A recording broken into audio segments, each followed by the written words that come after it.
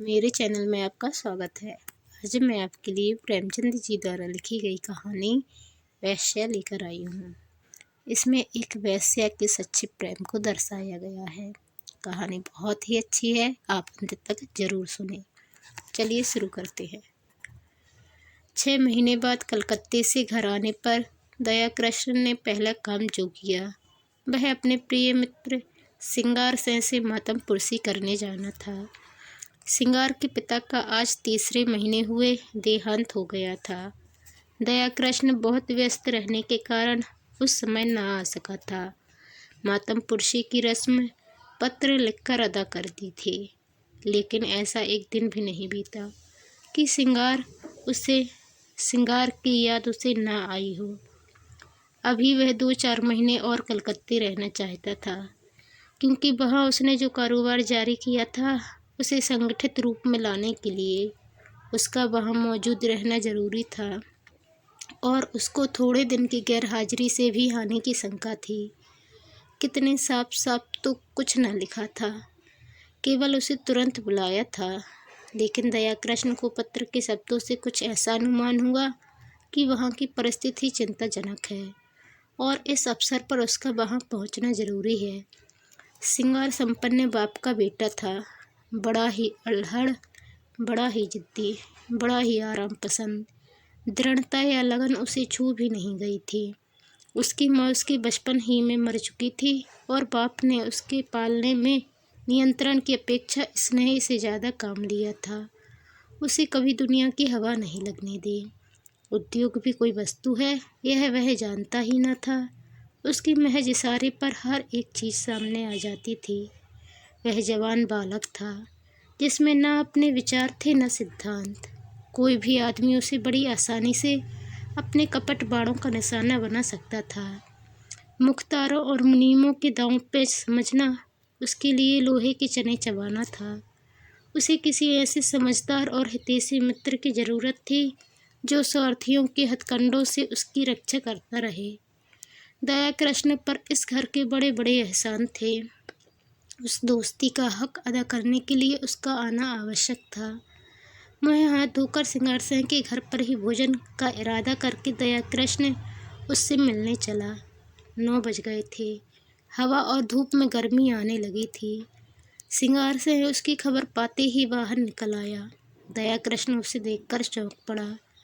लंबे लंबे केसों की जगह उसके सिर पर घुंघराले बाल थे। हाँ, सिख था। आड़ी मांग निकली हुई, आंखों में न आंसू थे न शोक का कोई दूसरा चिन्ह। चेहरा कुछ जर्द अवश्य था, पर उस पर विलासिता की मुस्कुराहट थी।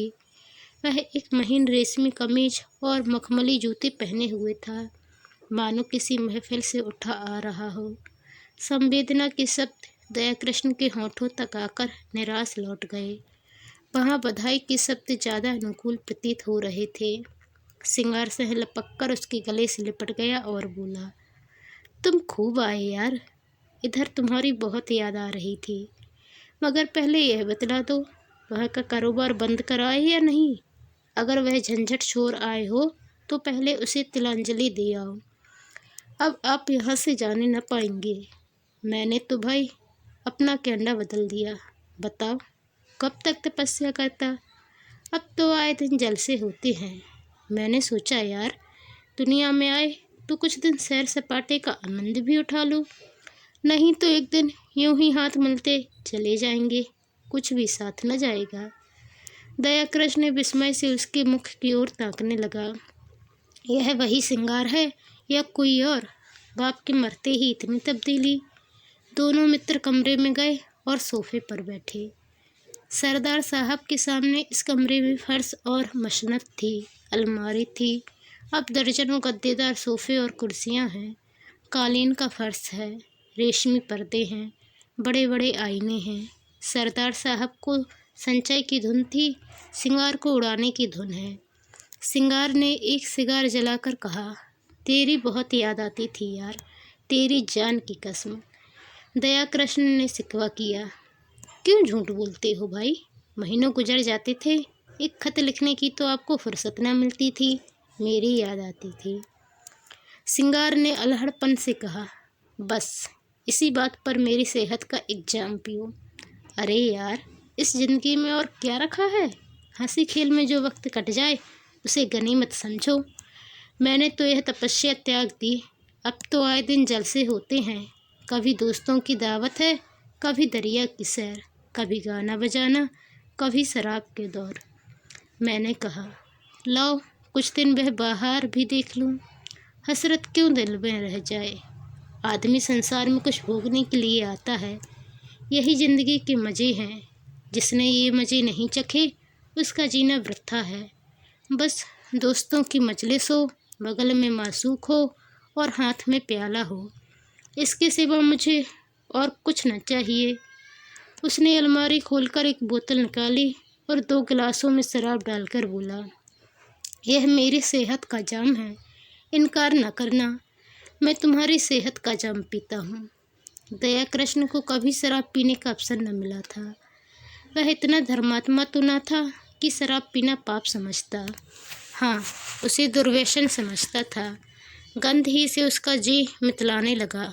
उसे भय हुआ कि वह शराब का टा चाहे मुँह में ले ले, उसे कंठ के नीचे नहीं उतार सकता। उसने प्याले को शिष्टाचार के तौर पर हाथ में ले लिया। फिर उसे ज्यों का त्यों मेज पर रखकर बोला, तुम जानते हो मैंने कभी नहीं पी। इस समय मुझे क्षमा करो। 10-5 दिन में यह फन भी सीख जाऊंगा। मगर यह तो बताओ, अपना कारोबार भी कुछ देखते हो या इसी में पड़े रहते हो? सिंगार ने आरुचि से मुँह बनाकर कहा, ओह क्या जिक्र तुमने छेड़ दिया यार। कारोबार के पीछे इस छोटी सी जिंदगी को तबाह नहीं कर सकता। ना कोई साथ लाया है, ना साथ ले जाएगा। पापा ने मर मर कर धन संचय किया, क्या हाथ लगा। 50 तक पहुँचते पहुँचते चल बसे। उनकी आत्मा अब भी संसार के सुखों के लिए तरस रही होगी। धन छोड़कर मरने से फाके मस्त रहना कहीं अच्छा है। धन की चिंता तो नहीं सताती, पर यह हाय हाय तो नहीं होती कि मेरे बाद क्या होगा। तुमने गिलास मेज पर रख दिया, जरा पियो, आंखें खुल जाएंगी, दिल हरा हो जाएगा। और लोग सोडा और बर्फ़ मिलाते हैं, मैं तो खालिस पीता हूँ। इच्छा हो तो तुम्हारे लिए बर्फ़ मंगाऊँ? दया कृष्णन ने क्षमा मांगी, मगर सिंगार गिलास पर गिलास पीता गया। उसकी आंखें लाल लाल निकल आईं। उल जुलूल बकने लगा। खूब डींगे मारी। फिर बेसुरे राग में एक बाजारू गीत गाने लगा। अंत में उसी कुर्सी पर पड़ा पड़ा बेसुधा हो गया। सहसा पीछे का पर्दा हटा और लीला ने उसे इशारे से बुलाया। दया कृष्ण की धमनियों में सतगुण वेग से रक्त दौड़ने लगा। उसकी संकोचमय भीरू प्रकृति भीतर से जितनी ही रूपाशक्त थी, बाहर से उतनी ही विरक्त। सुंदरियों के सम्मुख आकर वह स्वयं अवाक हो जाता था। उसके कपोलों पर लज्जा की लाली दौड़ जाती थी और आंखें झुक जाती थीं। लेकिन मन उनके चरणों पर लौटकर अपने आप को समर्पित कर देने के लिए विकल हो जाता था। मित्रगण उसे बूढ़े बाबा कहा करते थे। स्त्रियां उसे आरक्षक समझकर उससे उदासीन रहती थीं। किसी युवती के साथ लंका तक रेल में एकांत यात्रा करके भी वह उससे एक शब्द भी बोलने का साहस न करता। हाँ, यदि युवती स्वयं उसे छेड़ती तो वह अपने प्राण तक उसकी भेंट कर देता। उसके इस संकोचमय अवरुद्ध जीवन में लीला ही एक युवती थी, जिसने उसके मन को समझा था और उससे सवाक्षा हृदयता का व्यवहार किया था। तभी से दया कृष्ण मन से उसका उपासक हो गया था। उसके अनुभव शून्य हृदय में लीला नारी जाति का सबसे सुंदर आदर्श थी। उसकी प्यासी आत्मा को शरबत या लेमनेड की उतनी इच्छा न थी जितना ठंडे मीठे पानी की। लीला में रूप है, लावण्य है, सुकुमारता है, इन बातों की ओर उसका ध्यान न था। उससे ज़्यादा रूपवती, लावण्यमय और सुकुमार युवतियाँ उसने पार्कों में देखी थीं। लीला में सहृदयता है, विचार है, दया है, इन्हीं तत्वों की ओर उसका आकर्षण था। उसकी रसिकता में आत्मसमर्पण के सिवा और कोई भाव न था। लीला के किसी आदेश का पालन करना उसकी सबसे बड़ी कामना थी। उसकी आत्मा की तृप्ति के लिए इतना काफ़ी था। उसने कांपते हाथों से पर्दा उठाया और अंदर आकर खड़ा हो गया और विस्मय भरी आंखों से उसे देखने लगा। उसने लीला को यहाँ न देखा होता तो पहचान भी न सकता। वह रूप, यौवन और विकास की देवी इस तरह मुरझा गई थी जैसे किसी ने उसके प्राणों को चूसकर निकाल लिया हो। करुण स्वर में बोला, यह तुम्हारा क्या हाल है लीला? बीमार हो क्या? मुझे सूचना तक ना दी। लीला मुस्कुराकर बोली, तुमसे मतलब? मैं बीमार हूँ या अच्छी हूँ? तुम्हारी वजह से। तुम तो अपने सैर सपाटे करते रहे। 6 महीने के बाद जब आपको याद आई है तो पूछते हो बीमार हो। मैं उस रोग से ग्रस्त हूँ जो प्राण लेकर ही छोड़ता है। तुमने इन महाशय की हालत देखी? उनका यह रंग देखकर मेरे दिल पर क्या गुजरती है, यह कि मैं अपने मुँह से कहूँ तभी समझोगे। मैं अब इस घर में ज़बरदस्ती पड़ी हूँ और बेहयाई से जीती हूँ। किसी को मेरी चाह या चिंता नहीं है। पापा के मरे मेरा सुहाग ही उठ गया। कुछ समझती हूँ तो बेवकूफ़ बनाई जाती हूँ। रात रात भर न जाने कहाँ गायब रहते हैं। जब देखो नशे में मस्त। अब तो घर में नहीं आते कि 2 बातें कर लूँ। अगर इनके यही ढंग रहे तो 1-2 साल में रोटियों के मोहताज हो जाएंगे। दया ने पूछा, यह लत इन्हें कैसे पड़ गई? ये बातें तो इनमें ना थीं। लीला ने व्यथित स्वर में कहा, रुपए की बलिहारी है और क्या। इसलिए तो बूढ़े मर मर के कमाते हैं और मरने के बाद लड़कों के लिए छोड़ जाते हैं। अपने मन में समझते होंगे हम लड़कों के लिए बैठने का ठिकाना किए जाते हैं। मैं कहती हूँ तुम उनके सर्वनाश का सामान किए जाते हो, उनके लिए जहर बोए जाते हो। पापा ने लाखों रुपए की संपत्ति ना छोड़ी होती तो आज यह महाशय किसी काम में लगे होते। कुछ घर की चिंता होती, कुछ जिम्मेदारी होती, नहीं तो बैंक से रुपए निकाले और उड़ाए। अगर मुझे विश्वास होता कि संपत्ति समाप्त करके वह सीधे मार्ग पर आ जाएंगे तो मुझे जरा भी दुख न होता। पर मुझे तो यह भय है कि ऐसे लोग फिर किसी काम के नहीं रहते, या तो जेल खाने में मरते हैं या अनाथालय में। आपकी एक वेश्या से आशनाई है, माधुरी नाम है, और वह इन्हें उल्टे छुरे से मूड़ रही है जैसा उसका धर्म है। आपको यह खप्त हो गया कि वह मुझ पर जान देती है। उससे विवाह का प्रस्ताव भी किया जा चुका है। मालूम नहीं उसने क्या जवाब दिया। कई बार जी में आया कि जब यहाँ किसी से कोई नाता ही नहीं है तो अपने घर चली जाऊँ, लेकिन डरती हूँ कि तब तो यह और भी स्वतंत्र हो जाएंगे। मुझे किसी पर विश्वास है तो वह तुम हो। इसलिए तुम्हें बुलाया था कि शायद तुम्हारे समझाने बुझाने का कुछ असर हो। अगर तुम भी असफल हुए तो मैं एक क्षण यहाँ न रहूँगी। भोजन तैयार है, चलो कुछ खा लो। दया कृष्ण ने सिंगार सिंह की ओर संकेत करके कहा, और यह तो अब कहीं 2-3 बजे चेतेंगे, बुरा न मानेंगे। मैं अब इन बातों की परवाह नहीं करती। मैंने तो निश्चय कर लिया है कि अगर मुझे कभी आंखें दिखाई तो मैं इन्हें मज़ा चखा दूंगी। मेरे पिताजी फौज में सूबेदार मेजर हैं। मेरी देह मन का रक्त है। लीला की मुद्रा उत्तेजित हो गई। विद्रोह की वह आग जो महीनों से पड़ी सुलग रही थी प्रचंड हो उठी। उसने उसी लहजे में कहा, मेरे इस घर में इतनी सांसत हुई है, इतना अपमान हुआ है और हो रहा है कि मैं उसका किसी तरह भी प्रतिकार करके आत्मग्लानि का अनुभव ना करूँगी। मैंने पापा से अपना हाल छिपा रखा है। आज लिख दूँ तो इनकी सारी मसीखत उतर आए। नारी होने का दंड भोग रही हूँ, लेकिन नारी की धैर्य की भी सीमा है। दया कृष्ण उस सुकुमारी का वह तमतमाता हुआ चेहरा, वे जलती हुई आंखें, वह कांपते हुए ओंठ देखकर कांप उठा। उसकी दशा उस आदमी की सी हो गई जो किसी को दर्द में तड़पते देखकर वैद्य को बुलाने दौड़े। आदर कंठ से बोला, इस समय मुझे क्षमा करो लीला, फिर कभी तुम्हारा निमंत्रण स्वीकार करूँगा। तुम्हें अपनी ओर से इतना ही विश्वास दिलाता हूँ कि मुझे अपना सेवक समझती रहना।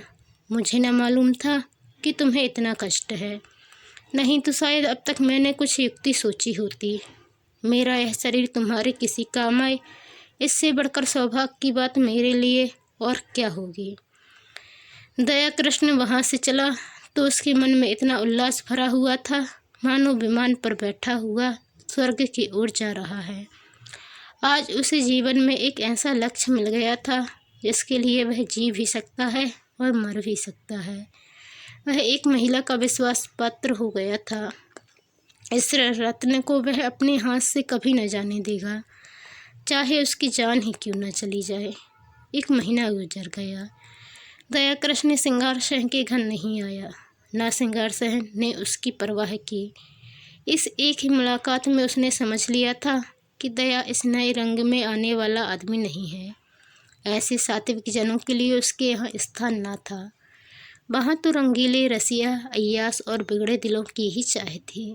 हाँ, लीला को हमेशा उसकी याद आती रहती थी, मगर दया कृष्ण के स्वभाव में अब वह संयम नहीं है। विलासिता का जादू उस पर भी चलता हुआ मालूम होता है। माधुरी के घर उसका भी आना जाना शुरू हो गया है। वह सिंगार सहन का मित्र नहीं रहा, प्रतिद्वंदी हो गया है। दोनों एक ही प्रतिमा के उपासक हैं, मगर उनकी उपासना में अंतर है। सिंगार की दृष्टि से माधुरी केवल विलास की एक वस्तु है, केवल विनोद का एक यंत्र।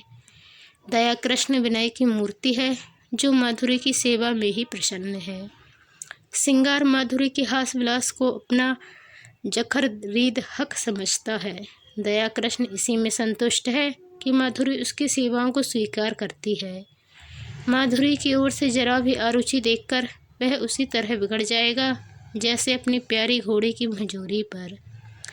दया कृष्ण अपने को उसकी कृपा दृष्टि के योग्य ही नहीं समझता। सिंगार जो कुछ माधुरी को देता है, गर्व भरे आत्म प्रदर्शन के साथ, मानो उस पर कोई एहसान कर रहा हो। दया कृष्ण के पास देने को है ही क्या, पर वह जो कुछ भेंट करता है वह ऐसी श्रद्धा से मानो देवता को फूल चढ़ाता हो। सिंगार का आसक्त मन माधुरी को अपने पिंजरे में बंद रखना चाहता है, जिसमें उस पर किसी की भी निगाह न पड़े। दया कृष्ण निर्लिप्त भाव से उसकी स्वच्छंद क्रीड़ा का आनंद उठाता है। माधुरी को अब तक जितने आदमियों से साविका पड़ा था, वे सब सिंगार सहन की ही भांति कामुकी, ईर्ष्यालु, दंभी और कोमल भावों से शून्य थे, रूप को भोगने की वस्तु समझने वाले। दया कृष्ण उन सबों से अलग था, सहृदय, भद्र और सेवाशील, मानो उस पर अपनी आत्मा को समर्पण कर देना चाहता हो। माधुरी को अब अपने जीवन में कोई ऐसा पदार्थ मिल गया है जिसे वह बड़े एहतियात से संभाल कर रखना चाहती है। जड़ाऊ गहने अब उसकी आंखों में उतने मूल्यवान नहीं रहे जितनी यह फ़कीर की दी हुई ताबीज़। जड़ाऊ गहने हमेशा मिलेंगे, यह ताबीज़ खो गई तो फिर शायद ही कभी हाथ आए। जड़ाऊ गहने केवल उसकी विलास प्रवृत्ति को उत्तेजित करते हैं, और इस ताबीज़ में कोई दैवी शक्ति है जो न जाने कैसे उसमें सदा अनुराग और पुरस्कार भावना को जगाती है। दया कृष्ण कभी प्रेम प्रदर्शन नहीं करता, अपनी विरह व्यथा के राग नहीं अलापता, पर माधुरी को उस पर पूरा विश्वास है। सिंगार सहन के प्रलाप में उसे बनावट और दिखावे का आभास होता है। वह चाहती है यह जल्दी यहाँ से टले, लेकिन दया कृष्ण के संयत भाषण में उसे गहराई तथा गंभीर और गुरुत्व का आभास होता है। औरों की वह प्रेमिका है, लेकिन दया कृष्ण की आशिक, जिसके कदमों की आहट पाकर उसके अंदर एक तूफान उठने लगता है। उसके जीवन में यह नई अनुभूति है। अब तक वह दूसरों के भोग की वस्तु थी, अब कम से कम एक प्राणी की दृष्टि में वह आदर और प्रेम की वस्तु है। सिंगार सहन को जब से दया कृष्ण के इस प्रेम अभिनव की सूचना मिली है, वह उसके खून का प्यासा हो गया है और ईर्ष्या अग्नि से फूंका जा रहा है। उसने दया कृष्ण के पीछे कई सौदे लगा रखे हैं कि वे उसे जहाँ पाएं उसका काम तमाम कर दें। वह खुद पिस्तौल लिए उसकी टोहे में रहता है। दया कृष्ण इस खतरे को समझता है, जानता है। अपने नियत समय पर माधुरी के पास बिला नागा आ जाता है। मालूम होता है उसे अपनी जान का कुछ भी मोह नहीं है। सौदे उसे देखकर क्यों कतरा जाते हैं, मौका पाकर भी क्यों उस पर वार नहीं करते। इसका रहस्य वह नहीं समझता। एक दिन माधुरी ने उससे कहा, कृष्ण जी, तुम यहाँ ना आया करो। तुम्हें तो पता नहीं है, पर यहाँ तुम्हारे 20 दुश्मन हैं। मैं डरती हूँ कि किसी दिन कोई बात न हो जाए। शिशिर की तुषार मंडित संध्या थी। माधुरी एक कश्मीरी साल ओढ़े अंगीठी के सामने बैठी हुई थी। कमरे में बिजली का रजत प्रकाश फैला हुआ था। दया कृष्ण ने देखा, माधुरी की आंखें सजल हो गई हैं और वह मुँह फेर कर उन्हें दया कृष्ण से छिपाने की चेष्टा कर रही है। प्रदर्शन और सुखभोग करने वाली रमणी क्यों इतना संकोच कर रही है, यह उसका अनाड़ी मन न समझ सका। हाँ, माधुरी के गोरे प्रसन्न संकोचहीन मुख पर लज्जा मिश्रित मधुरिमा की ऐसी छटा उसने कभी न देखी थी। आज उसने उस मुख पर कुलवधू की भीरू आकांक्षा और दृढ़ वात्सल्य देखा और उसके अभिनय में सत्य का उदय हो गया। उसने स्थिर भाव से जवाब दिया, मैं तो किसी की बुराई नहीं करता। मुझसे किसी को क्यों बैर होने लगा? मैं यहाँ किसी का बाधक नहीं, किसी का विरोधी नहीं। दाता के द्वार पर सभी भिक्षुक जाते हैं, अपना अपना भाग्य है। किसी को एक चुटकी मिलती है, किसी को पूरा थाल। कोई क्यों किसी से जले? अगर किसी पर तुम्हारी विशेष कृपा है तो मैं उसे भाग्यशाली समझकर उसका आदर करूँगा, जलूँ क्यों? माधुरी ने स्नेह कातर स्वर में कहा, जी नहीं, आप कल से ना आया कीजिए। दया कृष्ण मुस्कुराकर बोला, तुम मुझे यहाँ आने से नहीं रोक सकती। भिक्षुक को तुम दुत्कार सकती हो, द्वार पर आने से नहीं रोक सकती। माधुरी स्नेह की आंखों से उसे देखने लगी, फिर बोली, क्या सभी आदमी तुम ही जैसे निष्कपट हैं? तो फिर मैं क्या करूं? यहाँ ना आया करो, यह मेरे बस की बात नहीं। माधुरी एक क्षण तक विचार करके बोली, एक बात कहूँ, मानोगे? चलो हम तुम किसी दूसरे नगर की राह लें, केवल इसलिए कि कुछ लोग मुझसे खार खाते हैं। खार नहीं खाते, तुम्हारी जान के ग्राहक हैं। दया कृष्ण उसी अविचलित भाव से बोला, जिस दिन प्रेम का यह पुरस्कार मिलेगा वह मेरे जीवन का नया दिन होगा माधुरी। इससे अच्छी मृत्यु और क्या हो सकती है? तब मैं तुमसे पृथक न रहकर तुम्हारे मन में, तुम्हारी स्मृति में रहूँगा। माधुरी ने कोमल हाथ से उसके गाल पर थपकी दी। उसकी आंखें भर आई थीं। इन शब्दों में जो प्यार भरा हुआ था वह जैसे पिचकारी की धार की तरह उसके हृदय में समा गया। ऐसी विकल वेदना, ऐसा नशा, इसे वह क्या कहे? उसने करुण स्वर में कहा, ऐसी बातें ना किया करो कृष्ण, नहीं तो मैं सच कहती हूँ, एक दिन जहर खाकर तुम्हारे चरणों पर सो जाऊंगी। तुम्हारे इन शब्दों में न जाने क्या जादू था कि मैं जैसे फूंक उठी। अब आप खुदा के लिए यहाँ ना आया कीजिए, नहीं तो देख लेना, मैं एक दिन प्राण दे दूंगी। तुम क्या जानो हत्यारा सिंगार किस बुरी तरह तुम्हारे पीछे पड़ा हुआ है। मैं उसके शहीदों की खुशामद करते करते हार गई। कितना कहती हूँ दया कृष्ण से मेरा कोई संबंध नहीं, उसके सामने तुम्हारी निंदा करती हूँ। कितना कोसती हूँ, लेकिन उस निर्दयी को मुझ पर विश्वास नहीं आता। तुम्हारे लिए मैंने इन गुंडों की कितनी मिन्नतें की हैं, उनके हाथ कितना अपमान सहा है, वह तुमसे ना कहना ही अच्छा है। जिनका मुँह देखना भी मैं अपनी शान के खिलाफ समझती हूँ, उनके पैरों पड़ी हूँ। लेकिन ये कुत्ते हड्डियों के टुकड़े पाकर और भी शेर हो जाते हैं। मैं अब उनसे तंग आ गई हूँ और तुमसे हाथ जोड़कर कहती हूँ कि यहाँ से किसी ऐसी जगह चलो जहाँ हमें कोई न जानता हो, वहाँ शांति के साथ पड़े रहें। मैं तुम्हारे साथ सब कुछ झेलने को तैयार हूँ।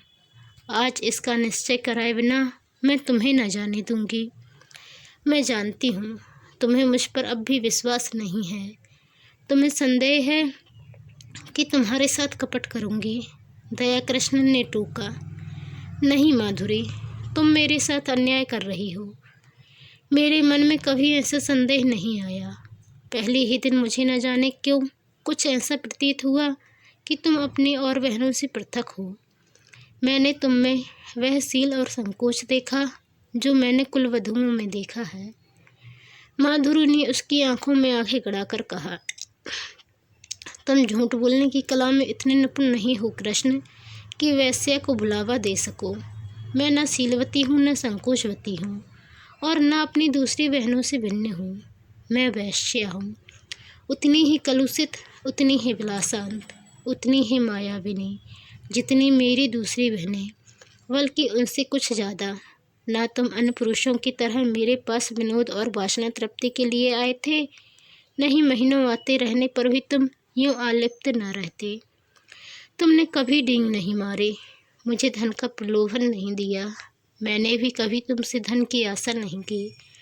तुमने अपनी वास्तविक स्थिति मुझसे कह दी, फिर भी मैंने तुम्हें एक नहीं अनेक ऐसे अवसर दिए कि कोई दूसरा आदमी उन्हें न छोड़ता, लेकिन तुम्हें मैं अपने पंजे में न ला सकी। तुम चाहे और जिस इरादे से आए हो, भोग की इच्छा से नहीं आए। अगर मैं तुम्हें इतना नीच, इतना हृदयहीन, इतना विलासांता समझती तो इस तरह तुम्हारे नाच न उठाती। फिर मैं भी तुम्हारे साथ भिन्न मात्र भाव रखने लगी। समझ लिया, मेरी परीक्षा हो रही है। जब तक इस परीक्षा में सफल न हो जाऊं, तुम्हें नहीं पा सकती। तुम जितने सज्जन हो उतने ही कठोर हो। यह कहते हुए माधुरी ने दयाकृष्ण का हाथ पकड़ लिया और अनुराग और समर्पण भरी चितवनों से उसे देखकर बोली, सच बताओ कृष्ण, तुम मुझ में क्या देखकर आकर्षित हुए थे? देखो, बहानेबाजी न करना। तुम रूप पर मुग्ध होने वाले आदमी नहीं हो, मैं कसम खा सकती हूँ। दयाकृष्ण ने संकट में पड़कर कहा, रूप इतनी तुच्छ वस्तु नहीं है माधुरी, वह मन का आईना है। यहाँ मुझसे रूपवान स्त्रियों की कमी नहीं है, यह तो अपनी अपनी निगाह है। मेरे पूर्व संस्कार रहे होंगे। माधुरी ने भवें सिकोड़कर कहा, तुम फिर झूठ बोल रहे हो, चेहरा कहे देता है। दयाकृष्ण ने परास्त होकर पूछा, पूछकर क्या करोगी माधुरी? मैं डरता हूँ कहीं तुम मुझसे घृणा न करने लगो। संभव है तुम मेरा जो रूप देख रही हो वह मेरा असली रूप न हो। माधुरी का मुँह लटक गया, विरक्त सी होकर बोली, इसका खुले शब्दों में यह अर्थ है कि तुम्हें मुझ पर विश्वास नहीं। ठीक है, वैश्याओं पर विश्वास करना भी नहीं चाहिए। विद्वानों और महात्माओं का उपदेश कैसे न मानोगे?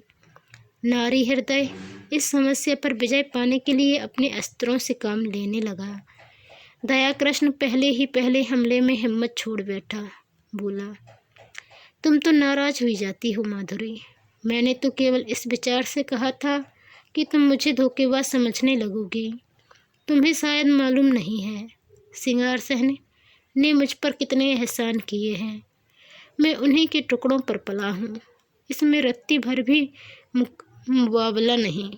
वहाँ जाकर जब मैंने उनके रंग ढंग देखे और उनकी साध्वी स्त्री लीला को बहुत दुखी पाया, तो सोचते सोचते मुझे यही उपाय सूझा कि किसी तरह सिंगार सिंह को तुम्हारे पंजे से छुड़ाऊं।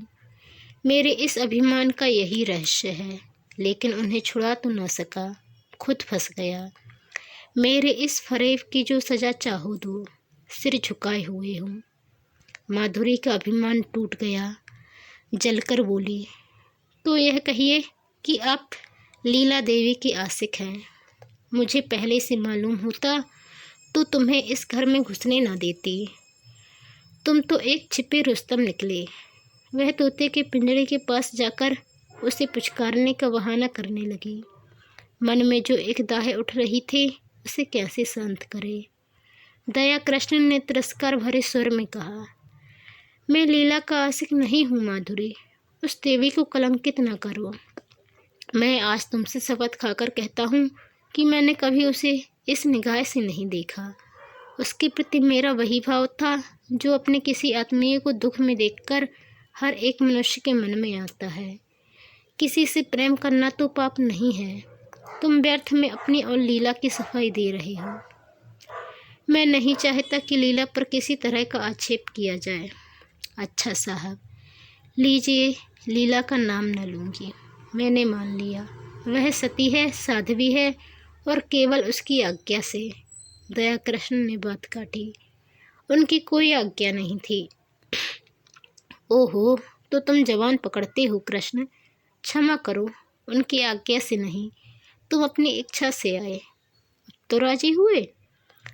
अब यह बताओ, आगे तुम्हारे क्या इरादे हैं? मैं वचन तो दे दूंगी, मगर अपने संस्कारों को नहीं बदल सकती।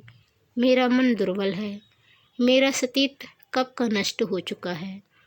अन्य मूल्यवान पदार्थों की तरह रूप और यौवन की रक्षा भी बलवान हाथों से हो सकती है।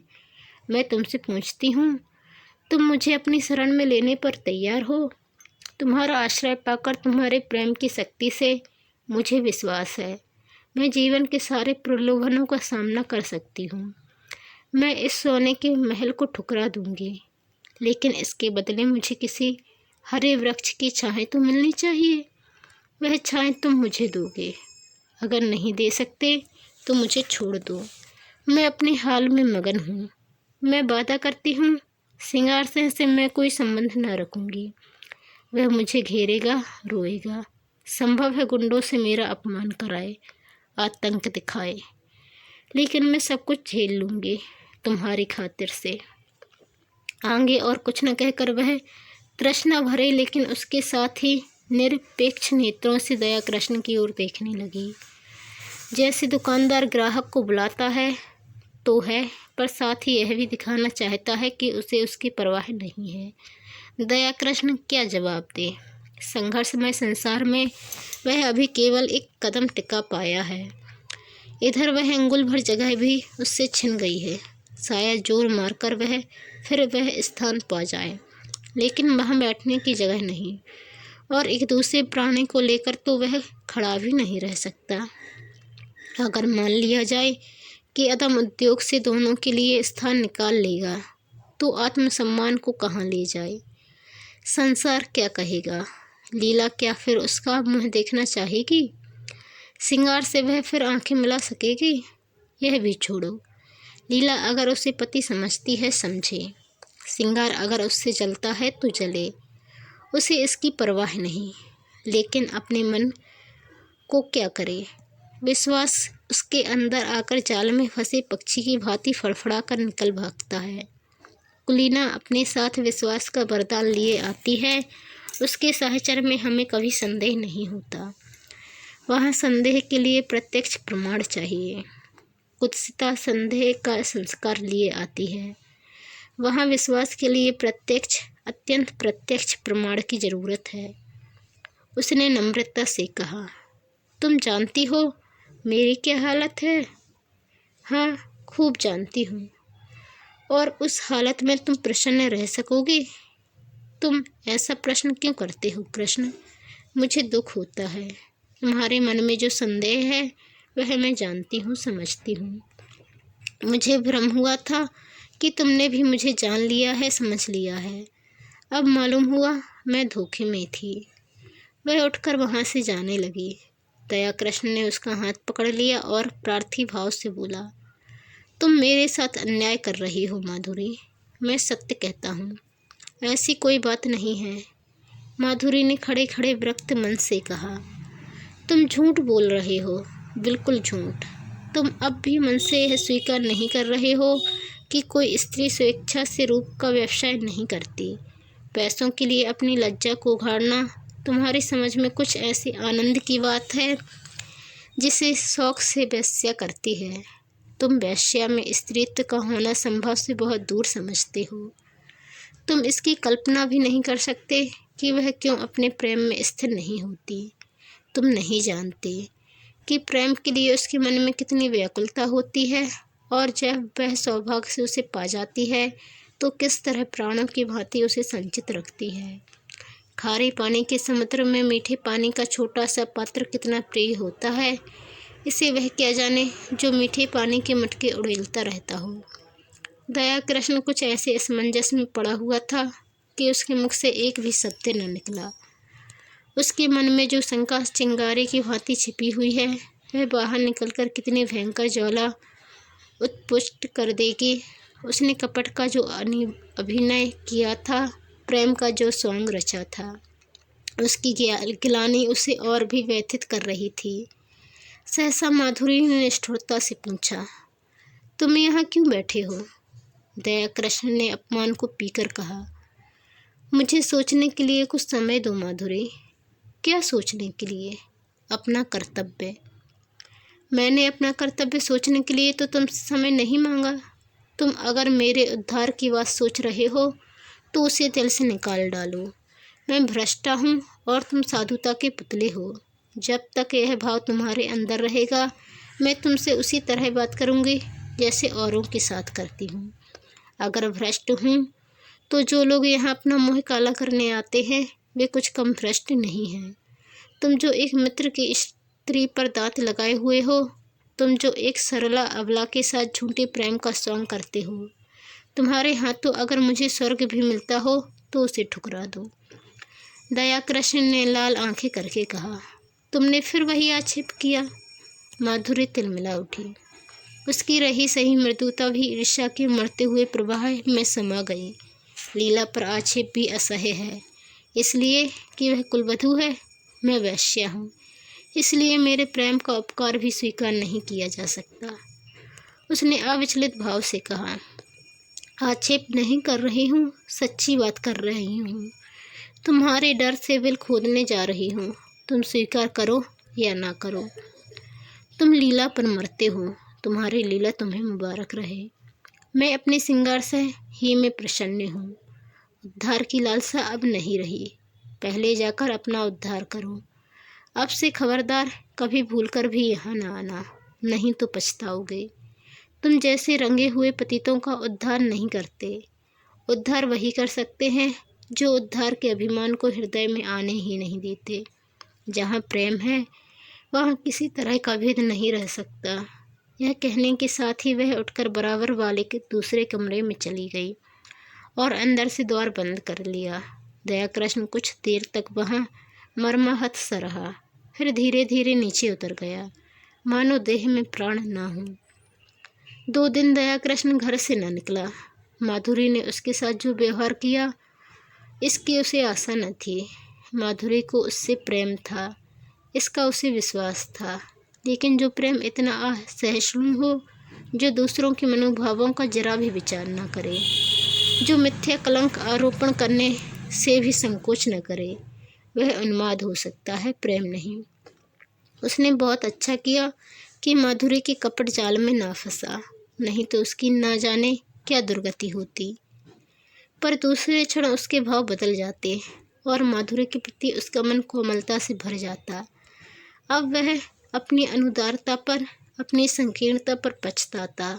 उसे माधुरी पर संदेह करने का कोई कारण न था। ऐसी दशा में ईर्ष्या स्वाभाविक है, और बाहर ईर्ष्या ही क्या जिसमें डंक ना हो, विष ना हो।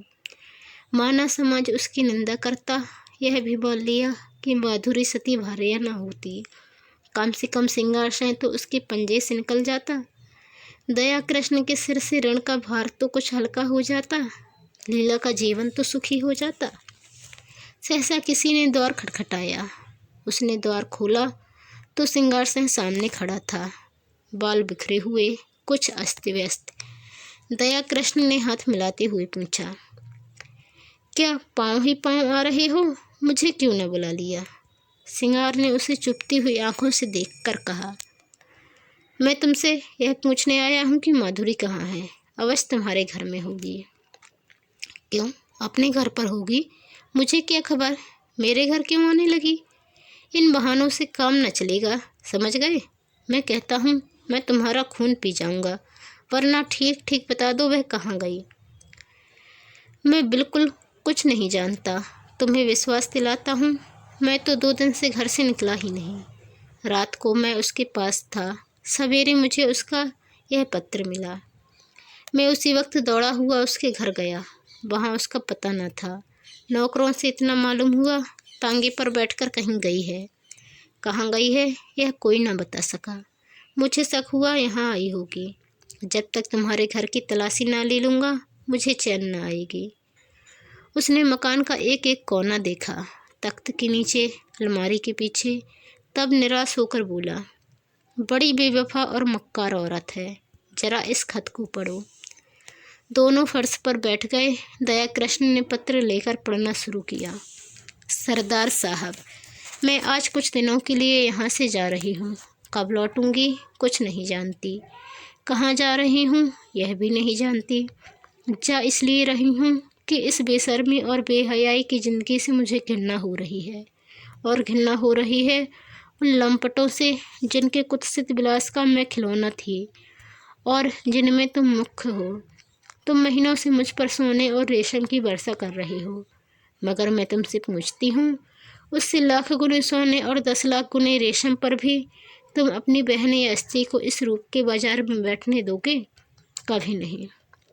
उन देवियों में कोई ऐसी वस्तु है जिसे तुम संसार भर की दौलत से भी मूल्यवान समझते हो, लेकिन जब तुम शराब के नशे में चूर अपने एक एक अंग में काम का उन्माद भरे आते थे, तो तुम्हें कभी ध्यान आता था कि तुम उसी अमूल्य वस्तु को किस निर्दयता के साथ पैरों से कुचल रहे हो?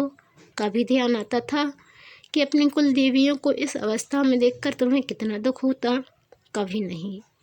यह उन गीदड़ों और गिद्धों की मनोवृत्ति है जो किसी लाश को देखकर चारों ओर से जमा हो जाते हैं और उसे नोच नोच कर खाते हैं।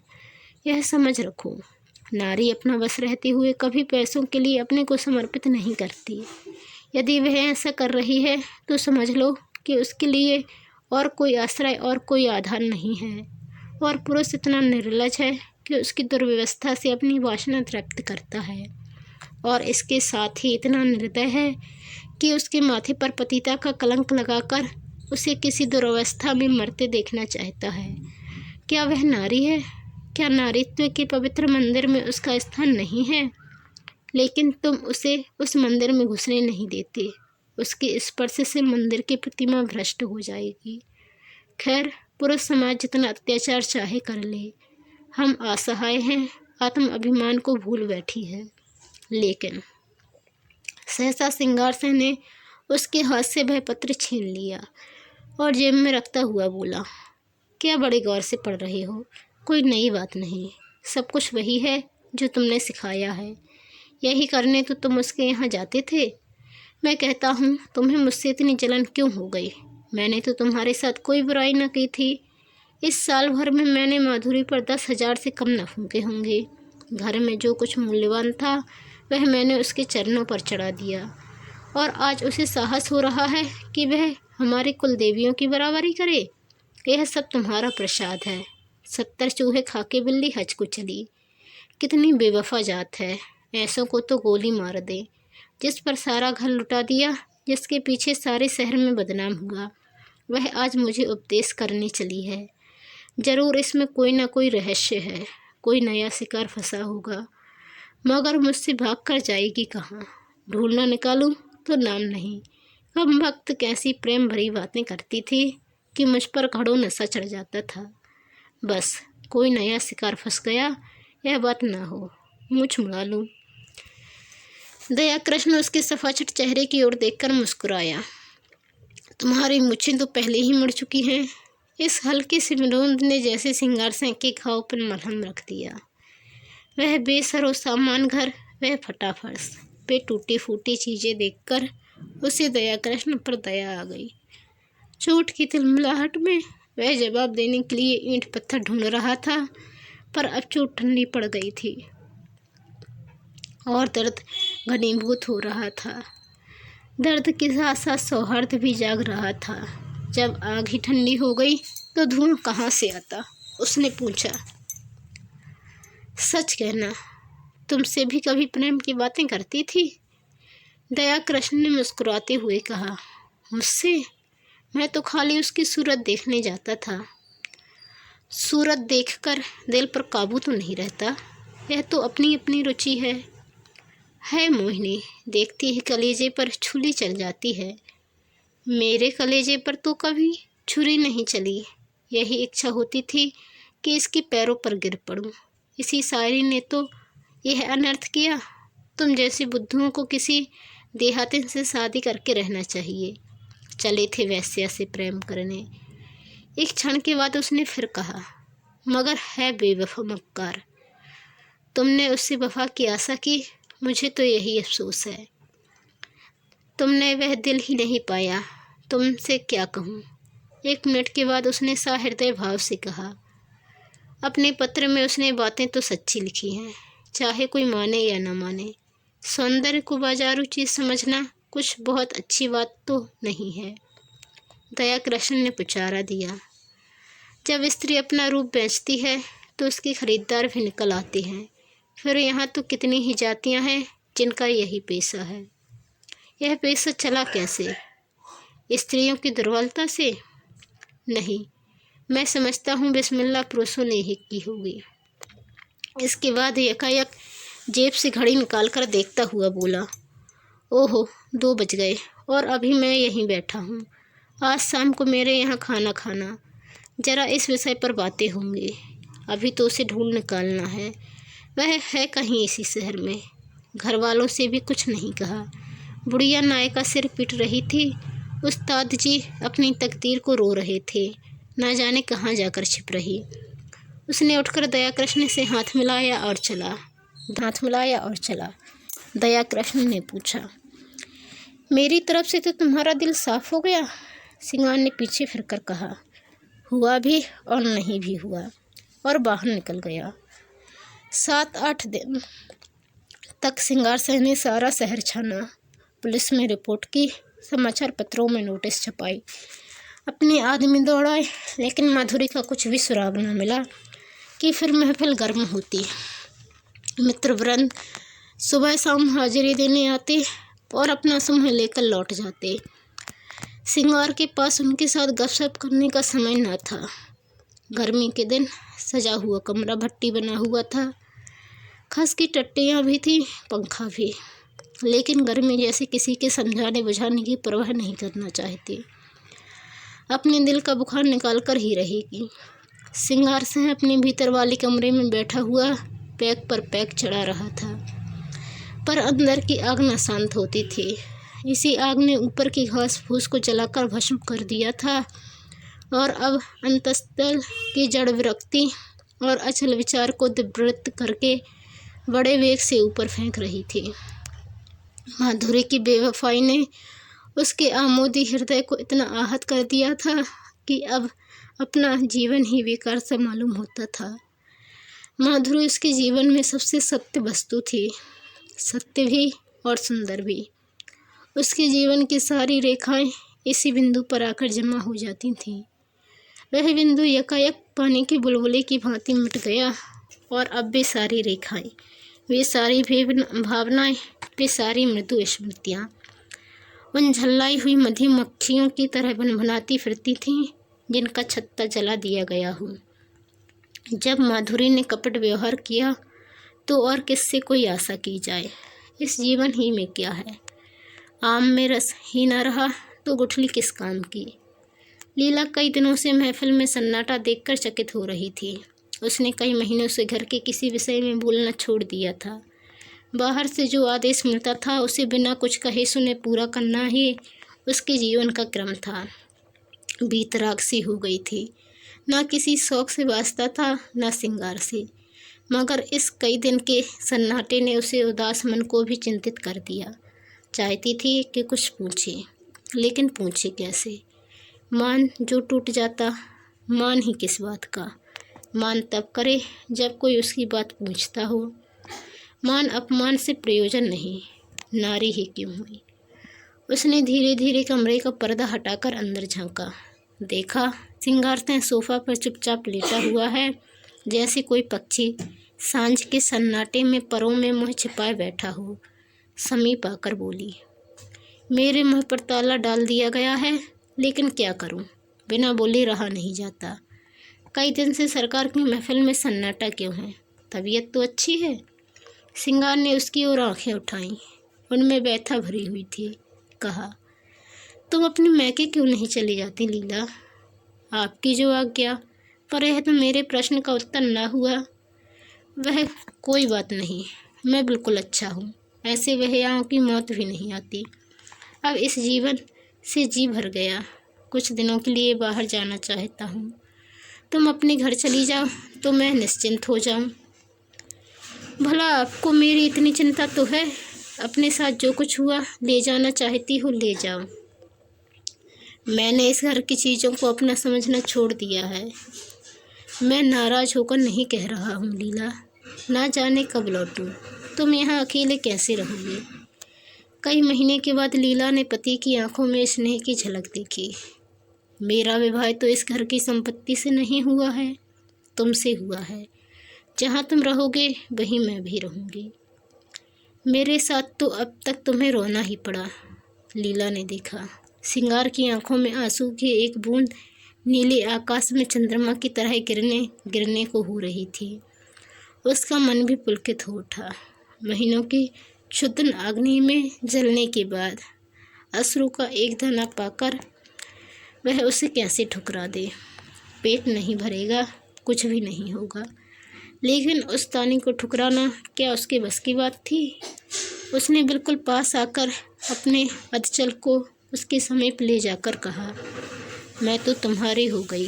हंसाओगे हंसूंगी, रुलाओगे रोऊंगी, रखोगे तो रहूंगी, निकालोगे तो भी रहूंगी। मेरा घर तुम हो, धर्म तुम हो। अच्छी हूँ तो तुम्हारी हूँ, बुरी हूँ तो तुम्हारी हूँ। और दूसरे क्षण सिंगार के विशाल सीने पर उसका सिर रखा हुआ था और उसके हाथ थे लीला की कमर में। दोनों के मुख पर हर्ष की लाली थी, आंखों में हर्ष के आंसू और मन में एक ऐसा तूफान जो उन्हें न जाने कहाँ उड़ा ले जाएगा। एक क्षण के बाद सिंगार ने कहा, तुमने कुछ सुना? माधुरी भाग गई और पगला दयाकृष्ण उसकी खोज में निकला। लीला को विश्वास न आया। दयाकृष्ण? हाँ जी, जिस दिन वह भागी है उसके दूसरे ही दिन वह भी चल दिया। वह तो ऐसा नहीं है, और माधुरी क्यों भागी? दोनों में प्रेम हो गया था। माधुरी उसके साथ रहना चाहती थी, वह राजी न हुआ। लीला ने एक लंबी सांस ली। दयाकृष्ण के वे शब्द याद आए जो उसने कई महीने पहले कहे थे। दयाकृष्ण की ये याचना भरी आंखें उसके मन को महसूसने लगीं। सहसा किसी ने बड़े जोर से द्वार खोला और धड़कता हुआ भीतर वाले कमरे के द्वार पर आ गया। सिंगार ने चकित होकर कहा, अरे तुम्हारी यह क्या हालत है कृष्णा? किधर से आ रहे हो? दयाकृष्ण की आंखें लाल थीं, सिर और मुँह पर गर्द जमी हुई, चेहरे पर घबराहट जैसे कोई दीवाना हो। उसने चिल्लाकर कहा, तुमने सुना? माधुरी संसार में नहीं रही। और दोनों हाथों से सिर पीट पीट कर रोने लगा, मानो हृदय और प्राणों को आंखों से बहा देगा। Please like, share and subscribe कीजिए मेरे चैनल अल्फाजा डायरी बाय DS को। धन्यवाद।